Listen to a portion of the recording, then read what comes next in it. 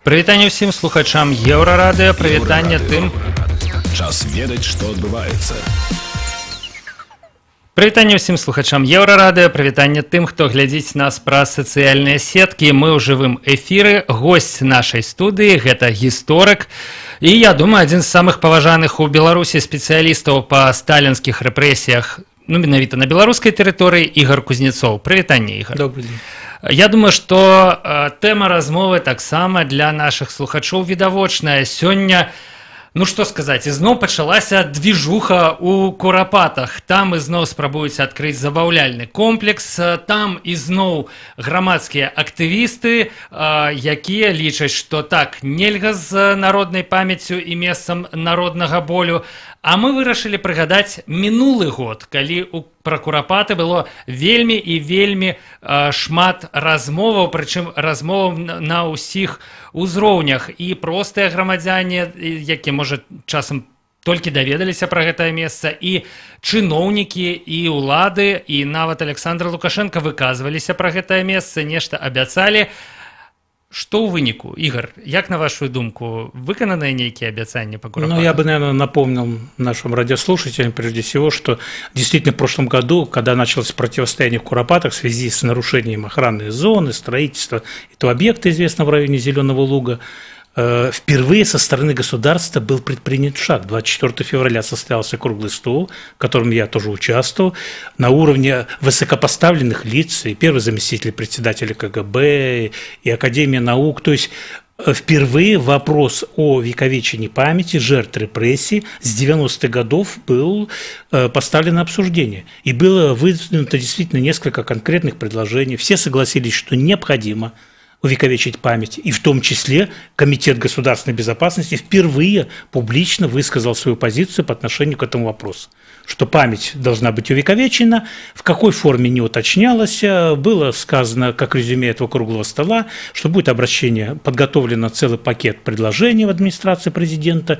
была создана рабочая группа при газете «Советская Беларусь», и, как мы помним, первоначальный конкурс был объявлен проектов по мемориализации Куропат Министерством культуры, потом через 3 недели он переместился в Советскую Беларусь. То бок, як мінімум, два намеры было. Першы – гэта ўсталяваць у Курапатах мемарыял. Другі – гэта стварыць групу з навукоўцаў, гісторыкаў, археолагаў, так, і, відаць, супрацоўнікаў спецыяльных службаў, такіх як КДБ, каб нейкім чынам высветліць, выкрыць праўду, пра тое, што ж там у Курапатах адбылося. І я так разумею, ни першага, ни другога мы пакуль не бачым. В частности, у меня было конкретное предложение на этом круглом столе, адресовано Комитету госбезопасности, создать совместную рабочую группу из числа историков и сотрудников Комитета госбезопасности по поэтапному открытию архивов и установлению мест захоронений. К сожалению, прошедший год показал, что ничего в этом вопросе не изменилось, и рабочая группа, которая была создана под эгидой главного редактора Советской Беларуси Павла Якубовича, она последний раз собиралась на рабочее заседание в апреле 2017 года. То бок таксама год таму. Чаму менавіта ў мінулым годзе пачалася вось уся гэтая кампанія пра Курапаты? Я нагадаю нашим слухачам, што ў 1937, а 1937 год гэта пікавы год сталінскіх рэпрэсіяў, у ночы з 29 на 30 кастрычніка было расстраляна больш за 100, 130 называюць такую лічбу, прадстаўнікоў беларускай інтэлігенцыі. Гэта пісьменнікі, гэта перакладчыкі, гэта навукоўцы, гэта адміністратары навукі і гэтак далей. І 130 гэта чалавек, між іншых, то бок не было ніякага выключэння. Гэта быў канвеер, на які вось трапілі ўсе гэтыя людзі. 80 гадоў з гэтай даты мы адзначалі ў мінулым годзе. І вось менавіта праз гэтую дату сумную і пачаліся вось гэтыя жарсці вакол Курапатаў. Год прайшоў, дарэчы, Павла Якубовича ў якасці рэдактара газеты «Советская Беларусія», які адзін з самых галоўных ініцыятараў, ні сумеснай працоўнай групы паміж гісторыкамі і спецслужбоўцамі, ні мемарыяла. Дарэчы, што з мемарыялам? Ці ёсць якія-небудзь навіны? Я могу сказать только о тех последних событиях, которые я нахожусь в курсе, 30 марта я был на приеме у главы администрации президента Натальи Качановой с человеком, который 4 года проходил все инстанции, Владимир Иванович Мазаник, ему 89 лет, отца расстреляли, он выступал с одним предложением – разрешить установить Минский памятный знак жертвам репрессий, не только своему отцу, а всех, кто погиб и на территории Беларуси, и в Сибири, и на Дальнем Востоке. Все чиновники отвергали. Мало того, верх цинизма был ответ за подписью тогдашнего министра культуры Светлова о том, что память жертв репрессий должным образом увековечена в урочище Куропаты, где установлен памятный знак. Министр даже не знает, что в Куропатах нет памятного знака. Есть закладной камень, на котором уже 10 лет нет таблички. Поэтому ничего со стороны государства там нет.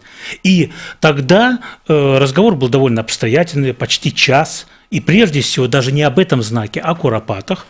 Глава администрации сказала, что этот вопрос давно назрел.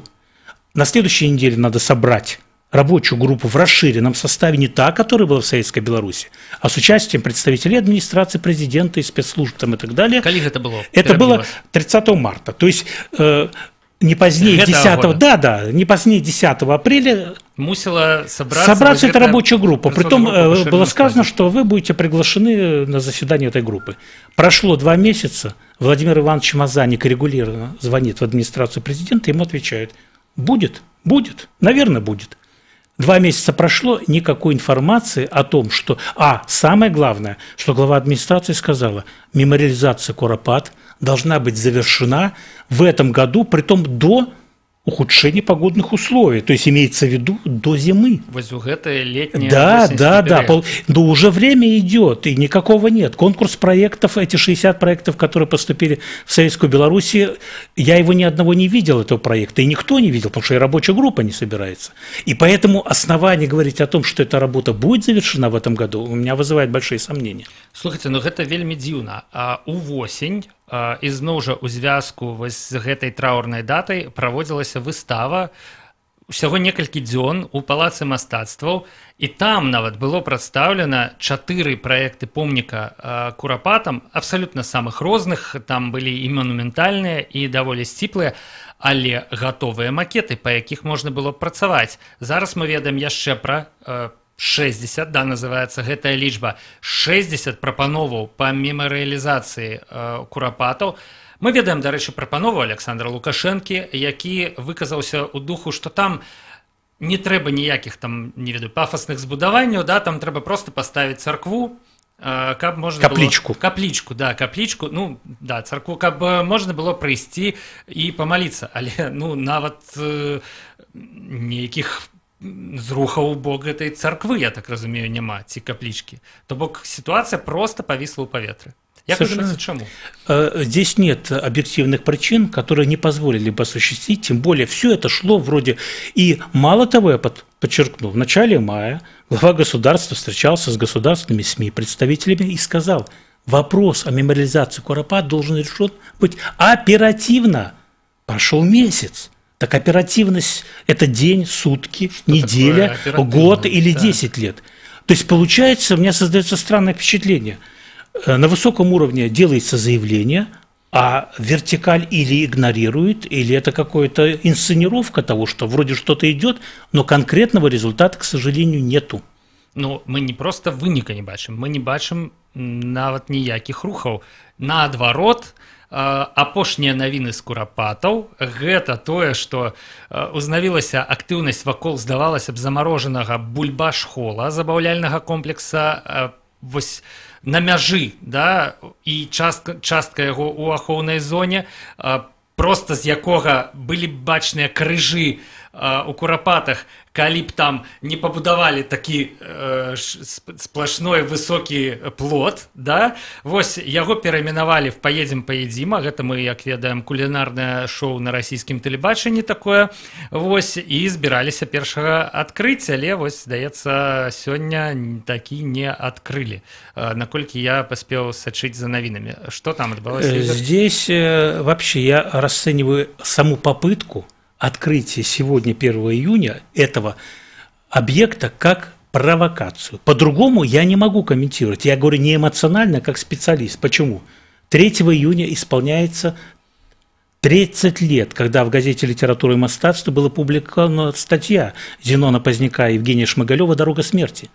30 лет событию, открытие Куропат, которое стало знаком не только в Беларуси, а во всем Советском Союзе. Это был 89-й год. 88-й год. 88-й, совершенно верно. И накануне этого события 6 лет объект заморожен. Мы боролись против этого, пытались, уже хозяева не раз менялись. И вдруг объявление о том, что 1 июня открытие. Іншая будоўля была спыненая летась побач з курапатамі, таксама спыненая грамадскімі актывістамі даволі брутальна. Шмат хто з іх пасля атрымаў штрафы за акцыі пратэста побач з гэтай будоўляй, але будоўлю спынілі і не ўзнаўляюць пакуль прынамсі, да? І тут раптам 1 чэрвеня у гэтую гадавіну у 30годдзя адкрыцця курапатаў узнаўляецца, не узнаўляецца, нават открываться збираецца вось гэты бульбашхол. Ну, дзіўна, так? И вот события вчерашнего дня, когда представители общественности посетили Миноблсполком и их заверили, обратите внимание на формулировку, 1 июня открытия не будет, а 2, а 10. То есть объект будет открыт. Ну, решили, наверное, подождать несколько дней, пока закончатся вот эти события, связанные с 30-летием открытия Куропат. А вельмі знаёмая тактыка, дарэчы. Вось глядзіце, мы пачакаем, пакуль шум сціхне і ціхую адкрым. Улады пачакалі, пакуль пройдзе 2017 год, пакуль пройдзе вось гэтая сумная дата 80годдзя са дня вось гэтай крывавай ночы расстрэлаў, і таксама зараз мы назіраем вакол курапатаў з іх боку цішыню. Сябры, перарвемся на кароткую музычную паузу і выпуск навінаў, і праз некалькі хвілінаў працягнем наш эфір, прысвечаны курапатам. Заставайцеся на Еўрарадыё.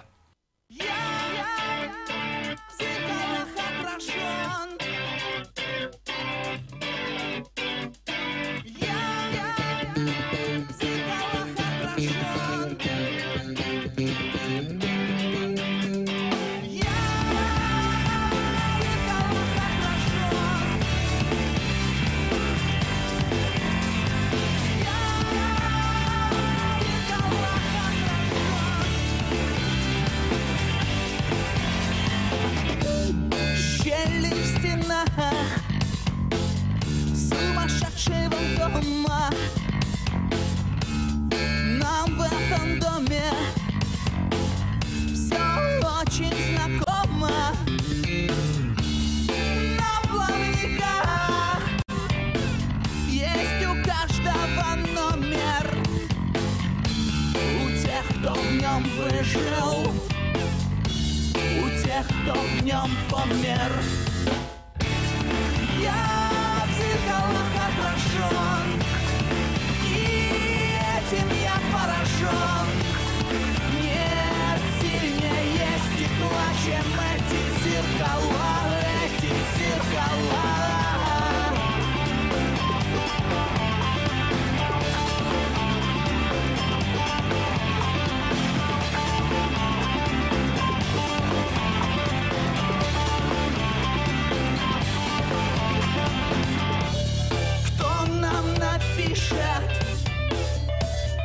Истину мелом.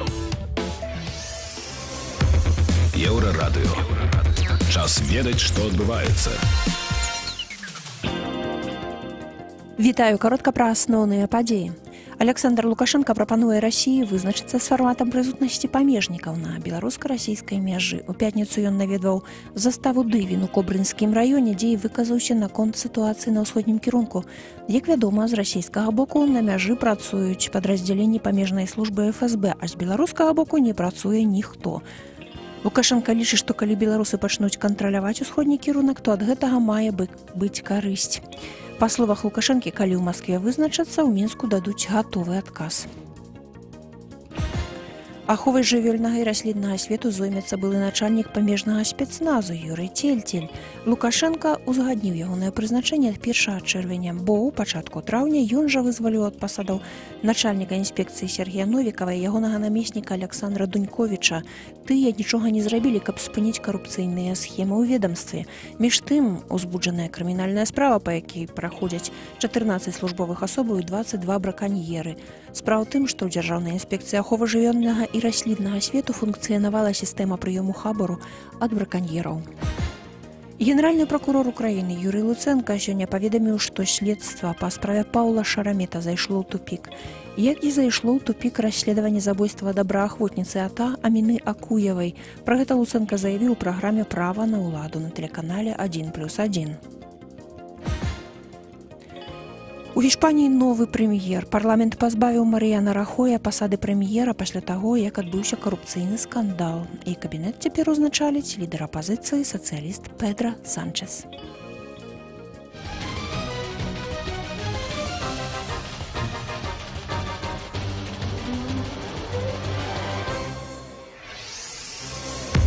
Еўрарадыё. Час ведаць, што адбываецца. Сябры, вяртаемся ў студыю Еўрарадыё, мы ў жывым эфіры. Наш госць – гэта гісторык і спецыяліст па сталінскіх рэпрэсіях Ігор Кузнецоў. Прывітанне яшчэ раз, Ігор. Пад самы канец эфіра мы згадалі пра 30годдзе артыкула Зянона Пазняка, Яўгена Шмігалёва «Курапаты. Дарога смерці». Два цікавых факта. Сёння я быў у Нацыянальнай бібліятэцы. Літаратура і мастацтва за 1988 год уся адлічбаваная. Можна проста на кампутары паглядзець. Але менавіта гэтага нумара, у якім быў гэты артыкул, гэта нумар 25, здаецца, карацей, вось па парадку, яго няма за 3 чэрвеня, да? Ёсць 24, ёсць 26, 25 няма. Але ў папяровым, то бок калі задацца мэтай, дачакацца папяровую падшуку, я думаў, і ў папяровай няма, але ёсць. Вось, атрымалася зняць ксеракопіі там, да, вось так выглядаў гэты артыкул, гэта агромны артыкул, 2 паласы газеты, на якіх Пазняк і Шмыгалёў распавядаюць пра тое, як праходзілі раскопкі, як яны размаўлялі з мясцовымі жыхарамі, якія былі яшчэ ў 88 годзе жывыя, былі жывыя сведкі падзеяў, прычым як тыя, хто былі дзецьмі, нарадзіліся ў 30-е, так і дарослыя людзі, якія нарадзіліся там у 1913, у 1919 годзе, якім ужо было 18, 20, 30 гадоў. Вось усё гэта распавядаецца, усё гэта вельмі цікава, прадмова Васіля Быкова, і пры канцы Зянон Пазняк робіць, пэўныя высновы. Што трэба зрабіць? 30 гадоў таму Зянон Пазняк піша.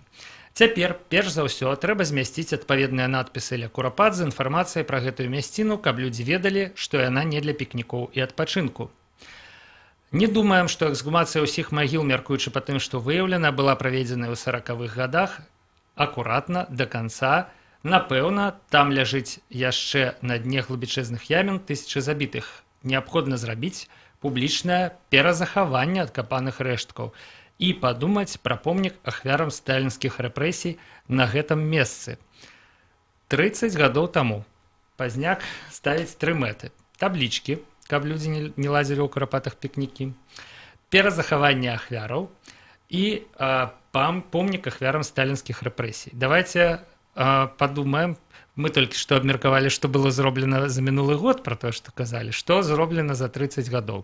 Таблички есть? Я бы еще напомнил то, что вслед этой статьи, 1988 год, 18 января 1989 года принимается постановление Совета министров БССР, которое называлось «Об увековечении памяти жертв репрессий 1937-1941 годов в лесном массиве Куропаты». И один из пунктов был объявить конкурс и создать памятник. То есть, в принципе, вот третий пункт, который Зенон Станиславович комментировал, памятник, до сегодняшнего дня не выполнил. Яшчэ ў 89-м годзе адбыўся конкурс, да? Да, уже был первый этап этого конкурса, но ни один проект не был признан достойным. А ў 2017 годзе мы ізноў праводзім конкурс, и ізноў гэтыя проекты... Да, получается, через 30 лет мы пытаемся выполнить только один пункт постановления, провести конкурс, не говоря о втором, мемориализацию, то есть о памятнике. Но я хотел сказать, что у консервативно-христианской партии БНФ концепция мемориализации резко поменялась. Ни табличек, ни перезахоронения, ни одного, обратите внимание, за 30 лет больше не было. О том, что действительно две эксгумации было, 88-й, 97-й, 98-й годы. В общей сложности эксгумировалось 21 захоронение, и можно было перезахоронить. Это... И про памятник вообще речь не идет. А консервативно-христианская партия БНФ провозгласила другую же концепцию. Лес крыжов. Никаких табличек, никаких там обозначений конкретных захоронений. Все, что вот я инициировал и делалось, вызывало такую бешеную реакцию, что меня еще обвиняли в сотрудничестве с КГБ, оказывается. Если мы устанавливали на конкретном захоронении, что здесь было обнаружено останки там 287 человек, это уже считалось ГБшной провокацией, оригинальный подход. То есть на сегодняшний день 3 пункта остались невыполнены. Цікава. Па-першае, тое, што змянілася апазіцыйная канцэпцыя. А што гэта значыць? Гэта значыць, што не трэба высвятляць канкрэтных ахвяраў, канкрэтных колькасцяў, а трэба проста неяк агульным чынам усталяваць помнік. А чаму так? Значит, о помнике не просто речь не идет, а сказано, если даже государство попытается, мы будем противостоять этому. То есть еще даже нет ни проекта, ни памятного знака, но уже заявлено, никого не пустим. Это вариант приватизации территории одной партии. Поэтому здесь результат будет в любом случае негативный. Лес крыжов – это понятно, но я был сторонник тому, что и мемориальные знаки одно другому не должно мешать. Это символичная, как мы говорим, абстрактная память, но если конкретная память, там лежат конкретные люди, их надо продолжать поиск, эксгумацию, требовать открытия архивов и так далее. Этими вопросами, извините, эта часть не занимается. Магчыма, нейкія зрухі маглі б быць вось у працы сумеснай групы гісторыкаў і спецыялістаў з КДБ. Я так разумею, што калі нейкая інфармацыя пра курапаты і захавалася, яна захавалася недзе ў чекістскіх архівах, так? Значит, я могу привести еще такой пример за этот год, что произошел. Историк Дмитрий Дрозд писал обращение по поводу открытия архивов, и Комитет государственной безопасности, я одну ключевую фразу процитирую. Комитет государственной безопасности Республики Беларусь не располагает информацией о местах массовых расстрелов и захоронений периода 20-50-х годов. Не только вообще. Не только по куропатам, а вообще. И было только названо еще на круглом столе, что 14 населенных пунктов Беларуси, это Минск, областные центры и другие города, я не буду их перечислять, где в делах написано, допустим, расстрелян в Орше. А в Орше уже 6 мест захоронений, 6.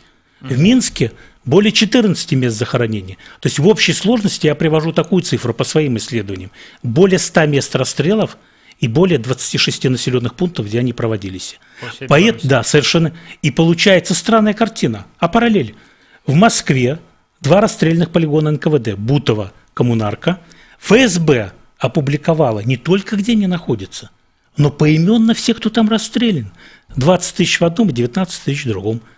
И я могу приводить сотни еще примеров. Да, ФСБ тоже, может, не та организация, которая вызывает так сверхдоверие, но в этом плане странная картина получается. ФСБ располагает сведениями, а КГБ не располагает. То бок нельга сказаць, што у вось гэтую унутрыбеларускую справу мемарыялізацыі курапат і ўвогуле як бы перажывання, прапускання праз сённяшняе пакаленне сталінскіх рэпрэсіяў нейкім чынам умешваецца Расія, бо у Расіі дазволена нашмат больш і робіцца нашмат больш, чым робіцца тут, так? Гэта не рука Москвы не дазваляе курапаты нейкім чынам, ну, не ведаю, абгарадзіць і перастаць апаганьваць, так? Значит, вот эта версия, которая иногда вбрасывается недобросовестно и в средства массовой информации, о том, во всем виновата Москва, ФСБ и так далее.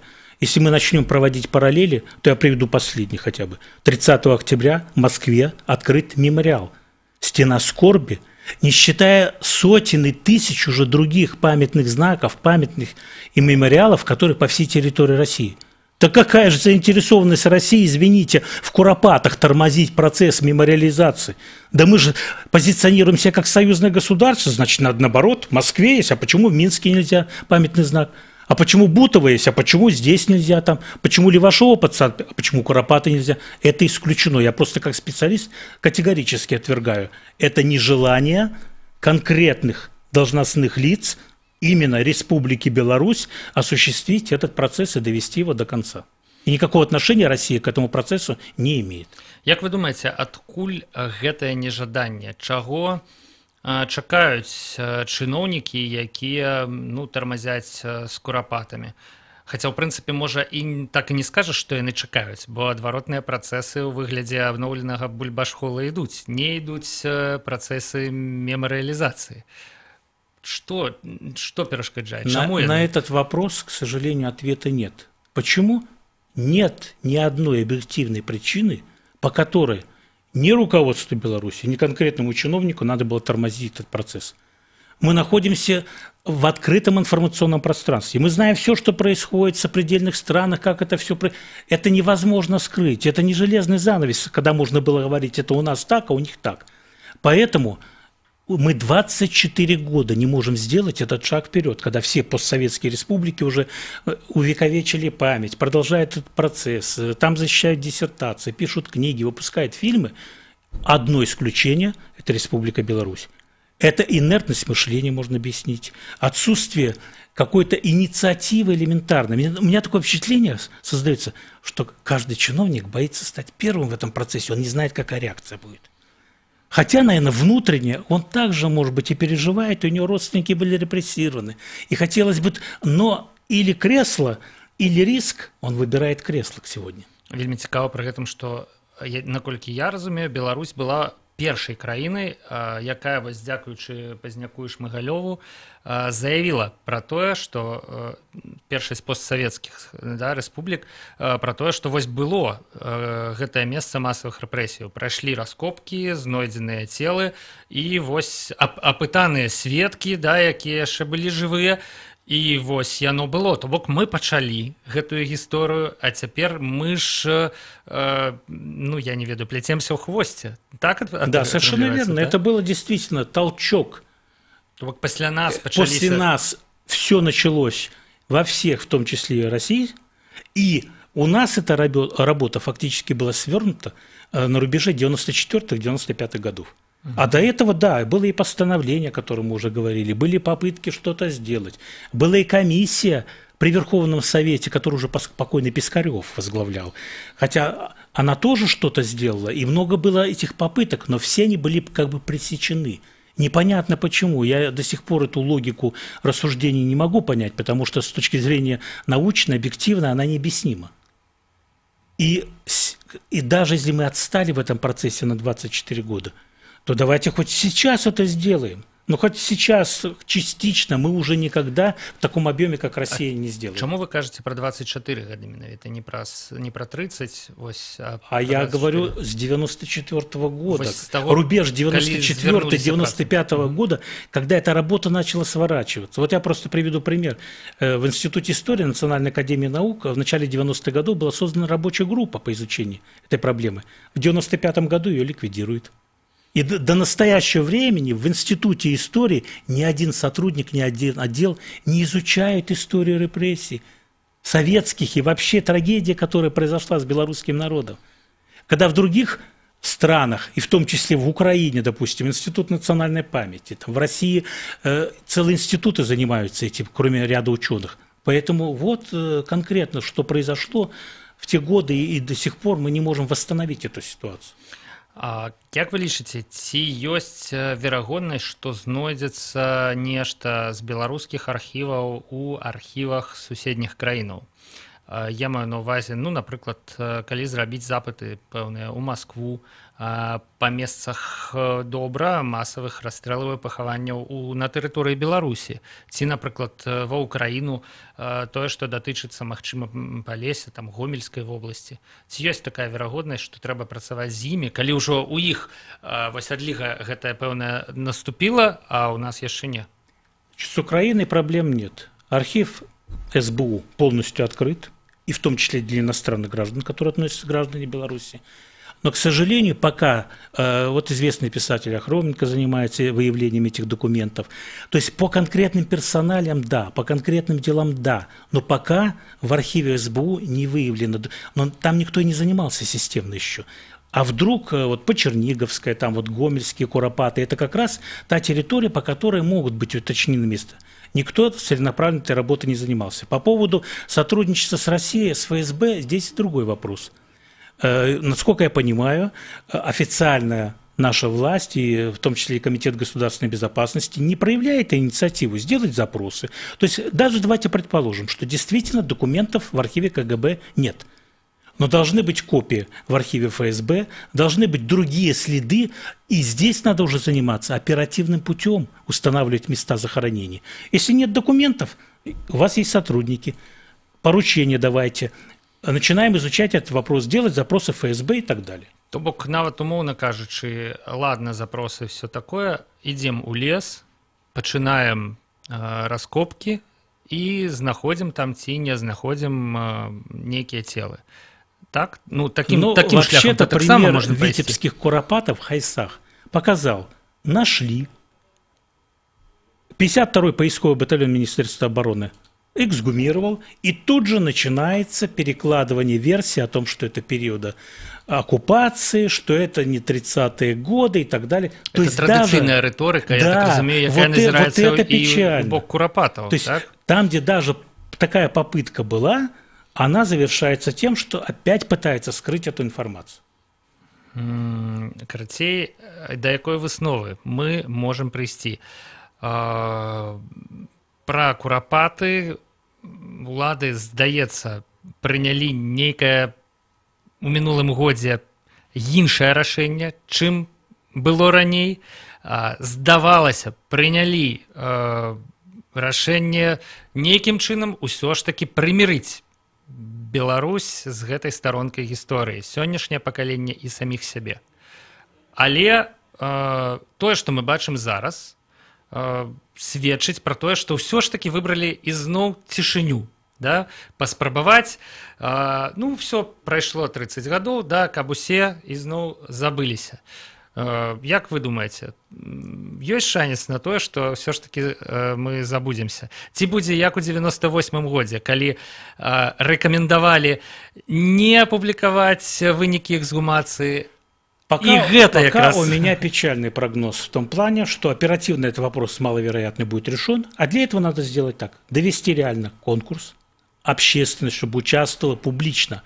Второе, все-таки вернуться к поиску этих же мест захоронения и, в конце концов, использовать опыт сопредельных стран в увековечении памяти жертв репрессий. Нічога складанага, здаецца, няма, просто вельмі шмат не вельмі прыемнай працы і не вельмі прыемных рашэнняў. Гісторык Ігор Кузнецоў, спецыяліст па сталінскіх рэпрэсіяў, быў у студыі Еўрарадыё. Дзякуй вам, Ігор, за гэтую размову. Дзякуй, што прыйшлі да павяршэння. Дзякуй, што прыгласілі. Павел Свердлоў таксама працаваў пры мікрафоне. Мы абмяркоўвалі Куропаты і будзем абмяркоўваць яшчэ. Заставайцеся на Еўрарадыё.